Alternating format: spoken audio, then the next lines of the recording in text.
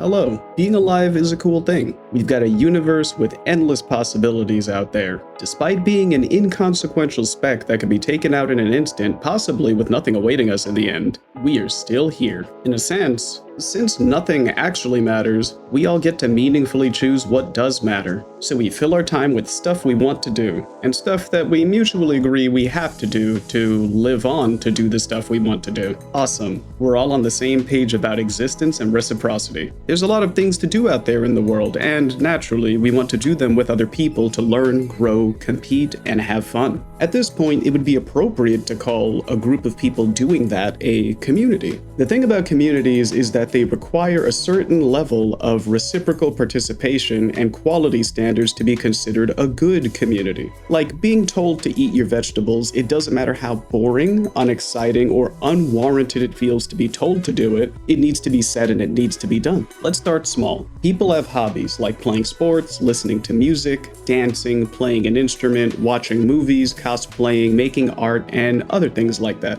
Many of these can involve going out in public and associating with other people. We collectively, as a society, have created systems of rules and regulations that we generally find reasonable and necessary, whether you're doing something serious or fun. Some of these rules stay consistent because they are good ideas. For example, I've got tickets to watch the finale of The Amazing Digital Circus in a small screening. Despite some fans being insufferable and having brain-dead behavior, I want to support the project, and I will be able to enjoy the film publicly because of public standards. Most reasonable people enjoy that they can watch a movie in peace as the norm without worrying that people in the theater are going to be trying to physically fight each other or act like animals in the aisle. This is because the community of moviegoers and the business trying to accommodate people who enjoy the experience of watching a movie mutually benefit from an environment conducive to watching movies. For example, we can require children 13 and under to have a guardian with them to supervise them since the movie isn't a daycare. While adult or elderly moviegoers should be mature enough to watch a movie properly, and while we don't require them to have supervision, that doesn't mean we shouldn't be ready and equipped to throw them out if they don't behave. In a sense, security and the police are the supervision for adults that act 12. This is a system that generally functions and works to create healthy communities because we create strong standards and the communities actively participate to maintain those standards. Now consider if there was a hobby, product, or piece of media that by itself is perfectly fine, but it quickly amassed a community that lacked strong standards and active participation that meaningfully maintained those standards. Perhaps there were certain qualities and habits around that community which allowed undesirable participation with relatively low consequence.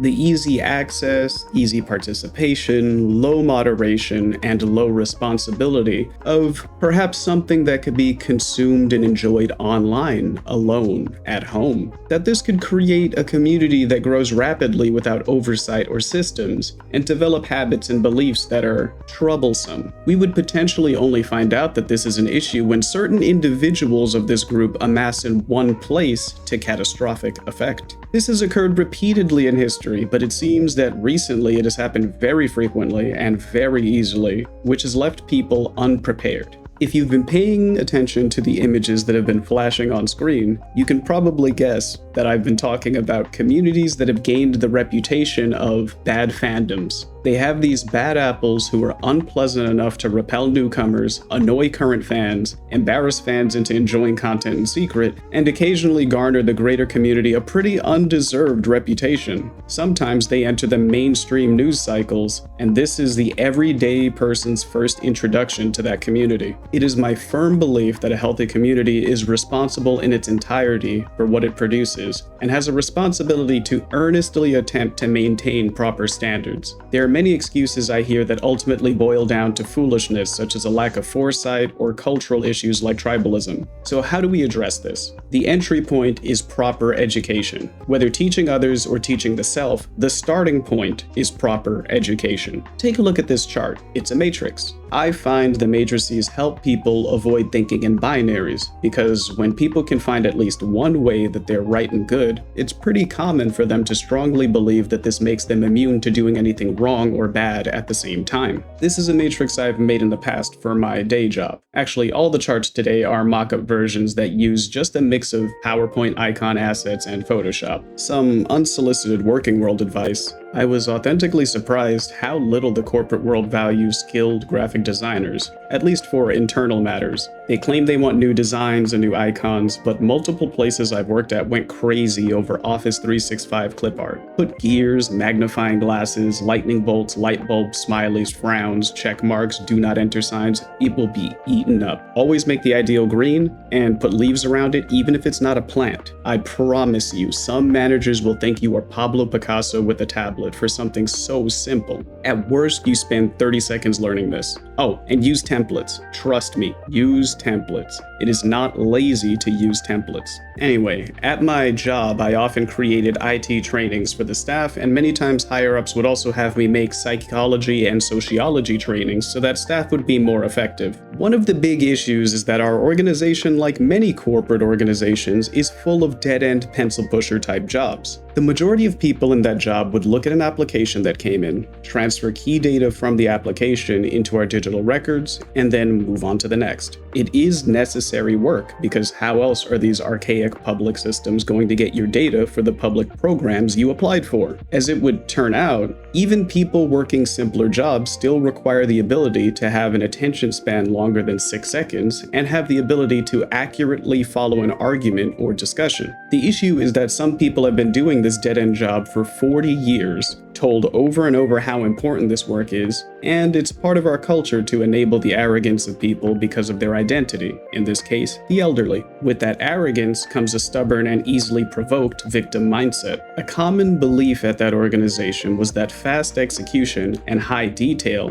were opposites of a spectrum. Now, we know this is wrong because look at the Matrix. Someone who is highly detailed and performs at a high level is meticulous. A real-world example would be concert pianists and fencers, which are required to be precise and speedy at the top levels. So in essence, the workplace's belief then collapses to high detail is automatically high performance and high speed is automatically low detail and low performance. So they didn't perform because much of the staff was coping and believed that if they moved any faster, they would perform worse. They've basically collapsed meticulous people and pedantic people into one group of competent people and collapsed reactive and incompetent people into one group of incompetent people. It's complete copium. We didn't even work at a job where if you complete work, you get more work. If applications run out, that's it. You can relax and wait for more to come in. There wasn't a risk of doing so well there are layoffs because public systems require monthly payments and constant reapplication. Ironically, there were going to be layoffs specifically because the numbers were low despite the high number of staff. This was genuinely just a skill issue. Any assumptions staff had made about me making mistakes, being arrogant, faking numbers, skipping hard applications, being disrespectful, being a hater, and any other delusion was all emotional copium as well. So the higher-ups then looked at my numbers and figured if I could come in as a data entry temp and accurately process like 100 applications a day, then maybe I could teach their staff. Being completely candid with you, 70% of my speed came from just using keyboard shortcuts and changing my computer settings. I cranked up my mouse sensitivity, put on the option where your mouse automatically jumps to OK buttons, and would just copy and paste. That's literally it. So like I am showing you all, I showed this to the managers. I expressed the flaws in thinking that was happening and why it was easy for people to fall into a bad mindset with good intent. With better framing, we can better explain what standards our community,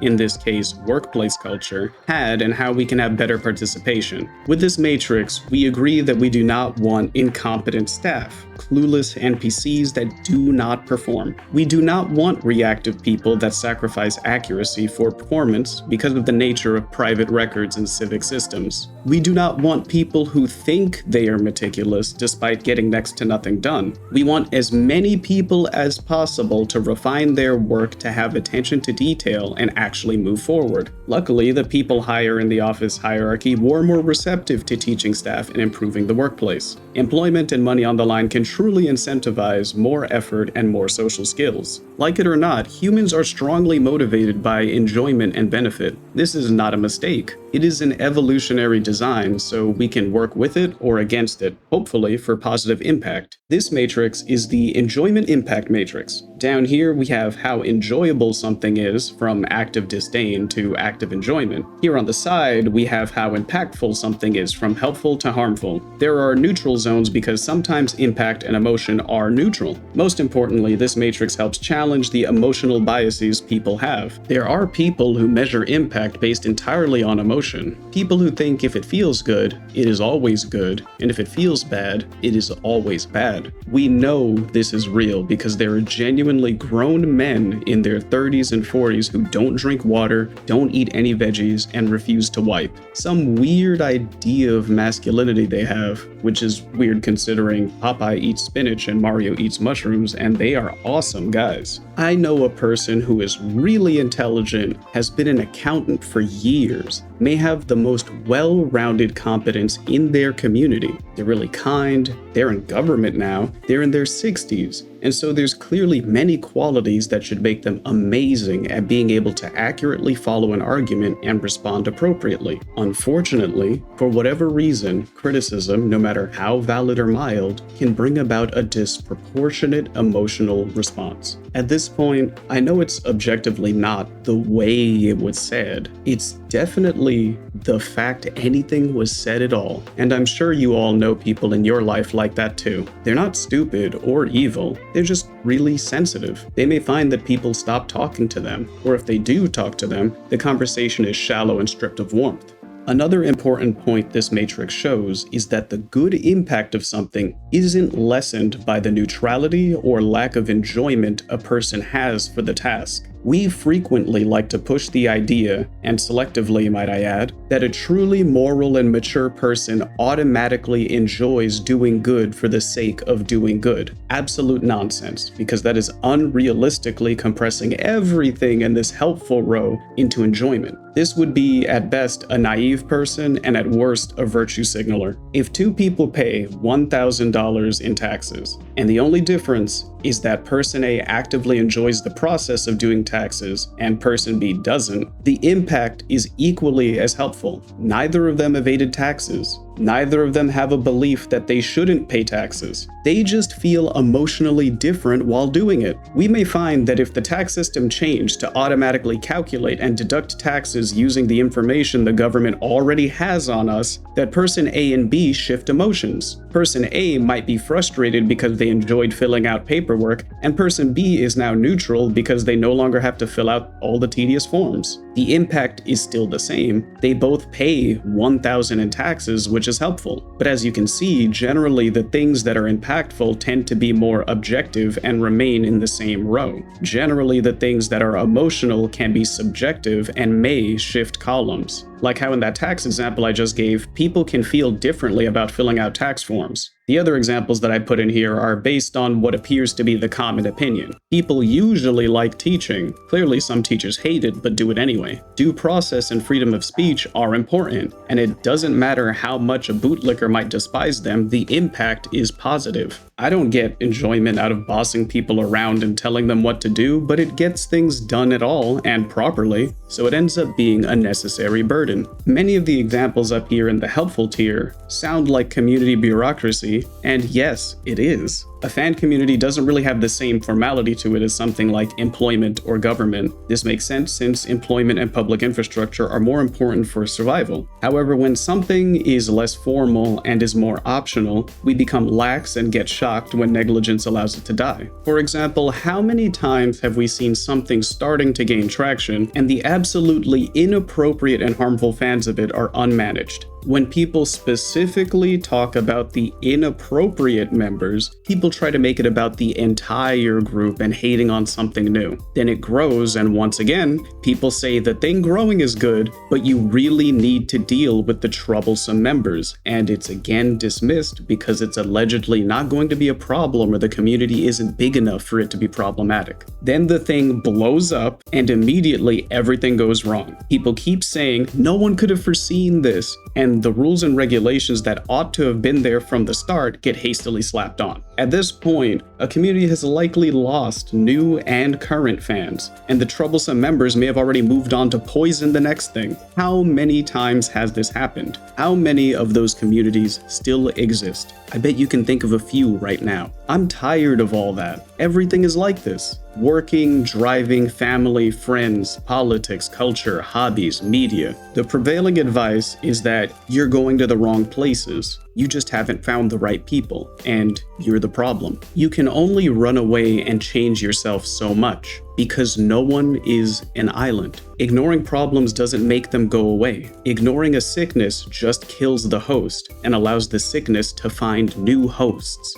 There comes a point where you have to stand up and do what's practical. As you try to find and create value, as you grow and try to become worthy of value, there will always be people following who feel entitled to or are simply not aware that they haven't earned it yet. I've decided to take charge of my spaces and encourage others to do the same. Yes, of course, I have a matrix for that. I'm glad you asked. This is a matrix that tries to cover the concept of community as broadly as possible. The goal is that it can be applied to any kind of community formed between people, from as tiny as a friend group or immediate family to an entire country. The health of a group is the sum of its parts, and if the majority is outside of the threshold of good enough, you're going to have a bad time. My channel here is a small channel, currently only around 5,000 subscribers. However, more than 5,000 people are watching or have seen the videos and commented and interacted with each other. As this channel continues to grow, and as the content expands and deepens, there may come a point where the channel gets spikes in relevance. Whatever comes of it, good or bad, is going to be part of my responsibility. It would be foolish of me to wait to see if I get popular or blow up, to then start creating a system of rules and expectations for how people should act. Those dinky little pop-ups YouTube has for first-time commenters that say things like, "Don't be a jerk" and "be respectful" are not enough. I'm going to keep making it candid and clear that I expect proper behavior on this channel, even though it's not a channel that covers serious things like news or politics.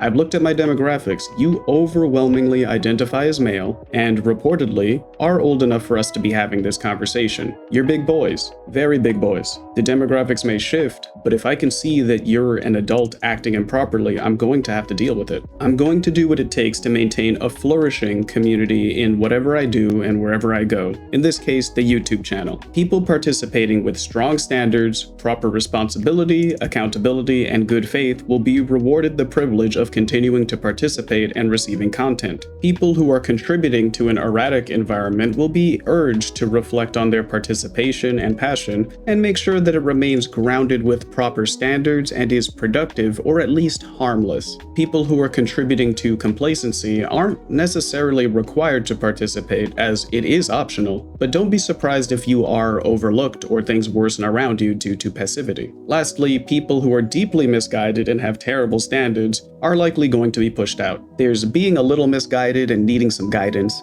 and then there's having deep character flaws that are beyond what I can do for you. There are going to be people who genuinely may need professional help, and it's not something that I or other community members can handle, nor can we force them. I'm making expectations explicitly clear and keeping enforcement consistent. This may sound like a lot, but viewers have requested things like a bigger community tab or making a community Discord, and something like that is not happening without this conversation. This is a channel that has been primarily discussion-based. Discussions have arguments, and those arguments can be explicit arguments and implicit arguments. Some videos are educational videos about objective facts related to games and their mechanics. Some videos are reworks and proposals that are subjective interpretations and suggestions. Some videos are entirely speculative or thought experiments based on a specific premise. In each of these videos, I am explicitly clear about what is fact, what is fiction, and what is speculation. The reason I am clear about these things is because I want viewers to be able to fall into these upper categories on the matrix. The ideal is that you have an accurate interpretation of the explicit and implicit argument that I am making. So if I were to say that the sky is blue. You are both able to comprehend that I explicitly said the sky is blue, and that I am implicitly accounting for obvious things like the time of day, weather, being on this planet, and other things a reasonable person would assume. If you didn't want to assume that, you'd at least ask me if I'm accounting for those things. The next best thing is for people to have a rough understanding of what I'm saying. Maybe you don't get all the implications of the conversation, but you accurately identified what I said. You can correctly identify that I said the sky is blue, but maybe you think and agree that the sky is blue all the time, no matter the circumstance. That's workable. We can still keep the conversation moving forward and clarify the implicit later. Where the discussion begins to derail is when we have people who inject subtext. This is where the literal words I explicitly said are identified and can be repeated back to me, but implications that do not exist or opinions I do not have are injected into them. A person like this acknowledges that I explicitly said the sky is blue, but incorrectly sees implicit motives, meanings, or beliefs that I don't have. They might think, fear, or assume I truly mean the sky is pink, the sky is the ground, the sky is outer space, and space is blue. This is troublesome because people who habitually assume subtext often do not ask for clarification while being ironically hostile about being questioned in return.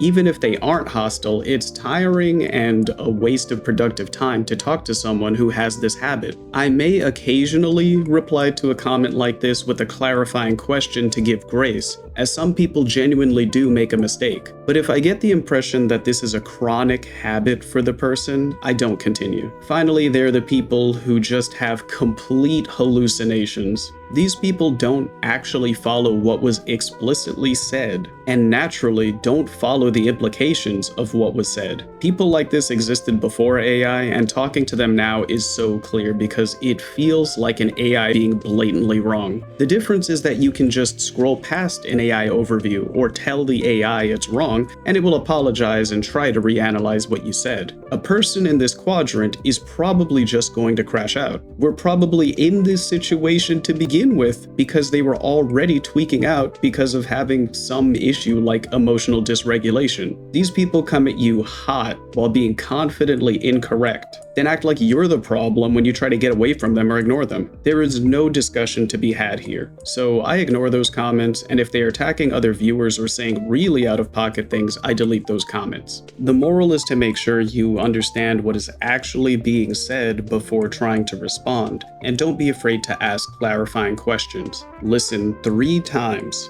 think 2 times, respond 1 time. I'll say it once more for good measure. Listen thrice, think twice, and speak once. Of course, all of this only works if there's an expectation of reciprocity when listening to people. The ideal is that 2 people are mutually listening to each other, that the people can actually build rapport and properly engage because they are both listening to each other. The opposite end of that is not listening and not expecting to be heard. While this sounds bad, and it can be if it's a critical situation, it's not always a bad thing. The sanitation workers who pick up my trash bin and I have never spoken to each other, yet my bins are out and properly sorted, and the trash disappears without trouble. My taxes go towards their pay, and their work is worth my taxes. In the context of YouTube, this would be like a Twitch streamer storing really old VODs on YouTube without actually expecting viewers, and the viewers seeing that and not commenting because they know it's not actually promoted content. Funnily enough, unlike many other matrices, the worst one I feel is the one-way demander, the people that expect to be listened to without needing to listen to anyone else. Authority figures or total strangers with no authority, who just talk at you and demand to be heard. Nothing but conflict and heat. Even in situations like a teacher teaching a class, a good teacher will still ask for questions or take a doctor's note. You can still have reciprocal communication without it being perfectly 50-50 communication. The difference is that a one-way demander can't and won't listen, even when they ought to. For this other quadrant here, I have 2 names for it, and that's because there's a few reasons why someone may be like this. The not so good reason is a person who is dealing with entitled one-way demanders.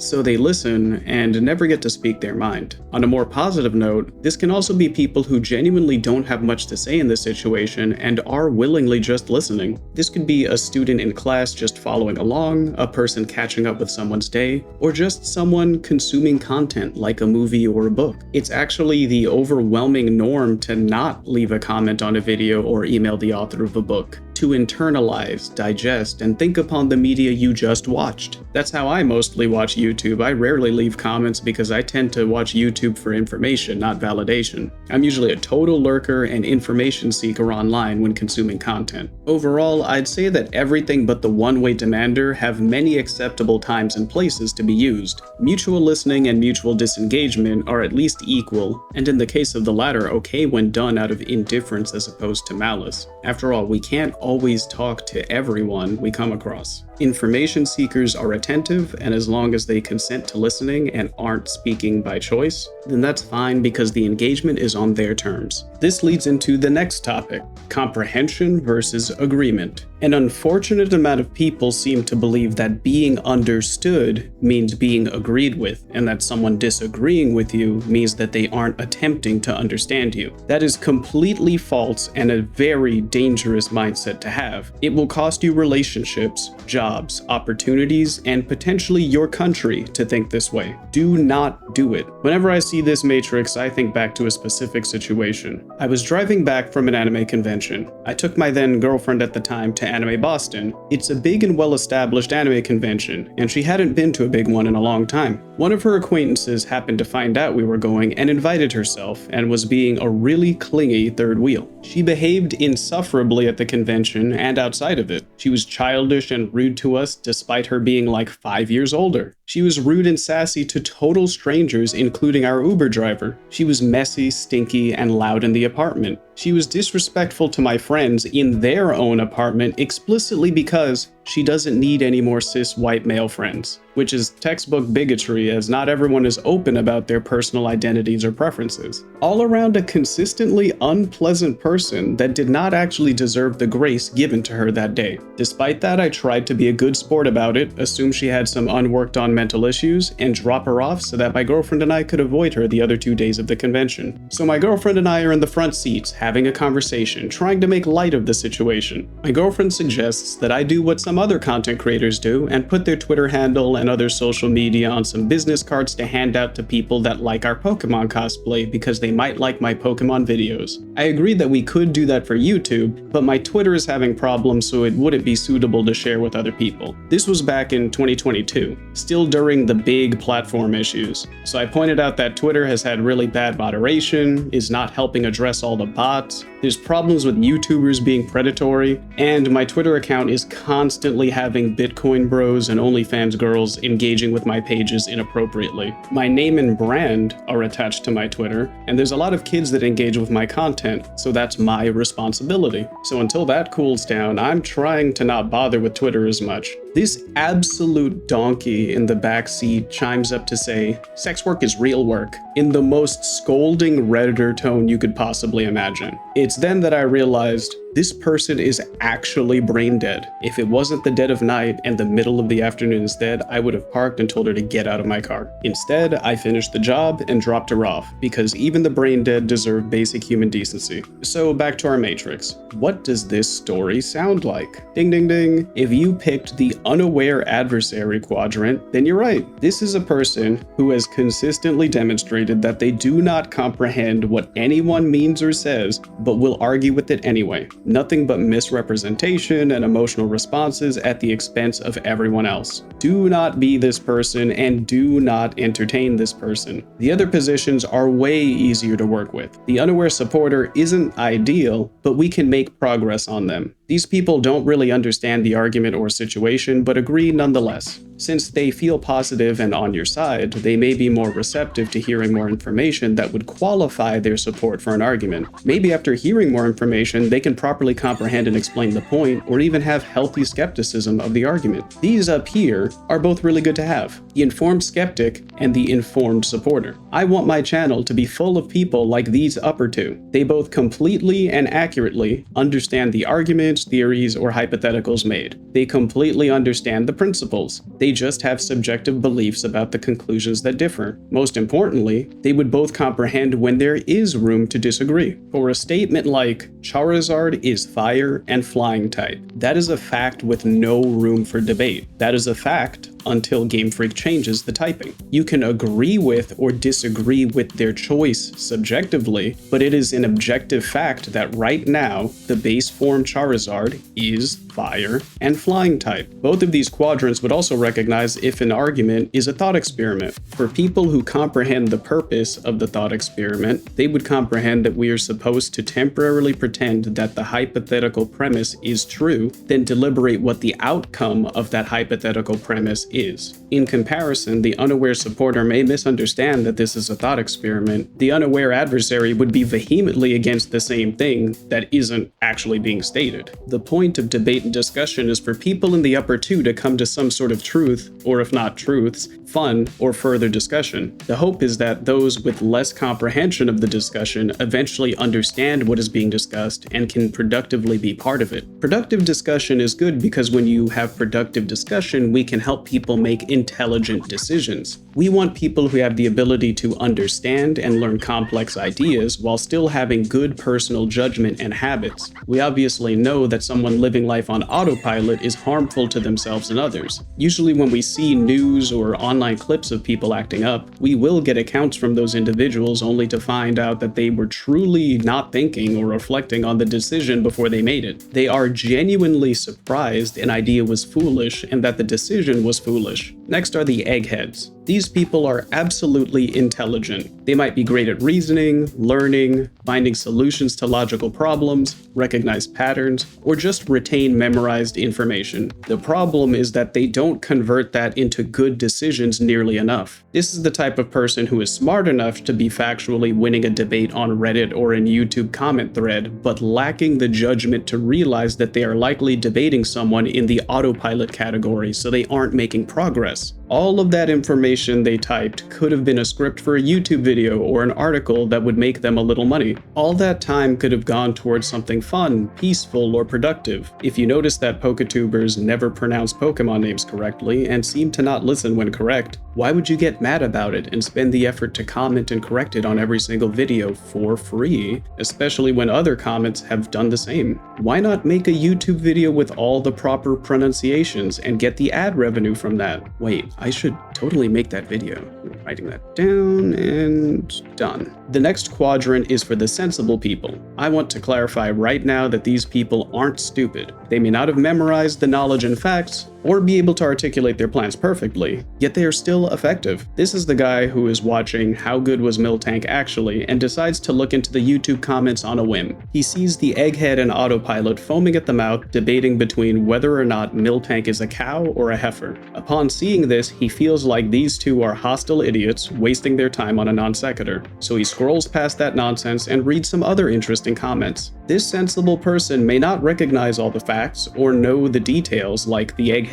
technically being factually right, but the sensible person made the good judgment call and realized that reading that would be a waste of time. A good decision despite not necessarily knowing the detailed why. Lastly, the ideal, the strategic person. Excellent decision makers, intelligent with good judgment and habits. Good long-term thinking, good planning, and because they consider problems and the possibility of being wrong or the possibility of making a bad call, are prepared to adapt even when they make mistakes. I want to constantly be growing to reach or stay up in this quadrant. I want to be around as many of these people as I can in this quadrant. Society would be better if everyone was in this quadrant. Finally, we are at the last topic for this video, shaping behavior. In psychology classes, you may hear operant conditioning, like this matrix I found on a psychology site. This is where the topic of positive or negative, reinforcement or punishment, may come up. For this concept, positive and negative do not mean good or bad. They refer to adding stimulus or removing stimulus.